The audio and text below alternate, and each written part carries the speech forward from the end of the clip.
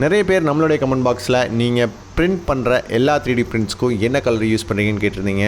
நாங்கள் பெடிலைட்டுடைய ஃபெவிக்ரில் தான் first use பண்ணிகிட்டு இருந்தோம். இப்போ வரைக்கும் தான் யூஸ் பண்ணிகிட்டு இருக்கோம். இப்போ ரீசெண்டாக நம்ம புதுசாக ஒரு கலர்ஸ் வந்து வாங்கியிருக்கோம். அது என்ன அப்படின்னா, நம்ம அக்ரிலிக் கலர்ஸ் மட்டும் வாங்கியிருந்தோம். இது வந்து பார்த்திங்கன்னா அக்ரிலிக் இங்க் அப்படின்னு சொல்லிட்டு நம்ம கேமல்லேருந்து லான்ச் பண்ணியிருந்தாங்க.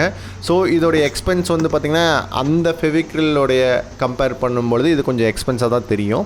ஆனால் இது 18 கலர்ஸ் சிங்கிள் பாக்ஸாக வருது. ஸோ இதை வாங்கி ட்ரை பண்ணலாம் அப்படின்னு சொல்லிட்டு நம்ம இதை வாங்கியிருக்கோம்.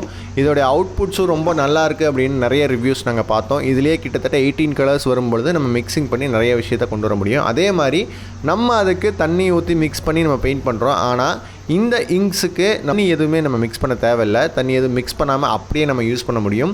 இது கொஞ்சம் ஆல்ரெடி தண்ணி கலந்த மாதிரி தான் இருக்கும். இது ஆல்ரெடி தண்ணி கலந்துட்டாங்களா இல்லை இதோட அவுட்புட் எப்படி இருக்குது அப்படின்றத இன்னொரு வீடியோவில் ஏதாவது ஒரு மாடலுக்கு நாங்கள் பெயிண்ட் பண்ணிவிட்டு அதோட அவுட்புட் சொல்கிறோம்.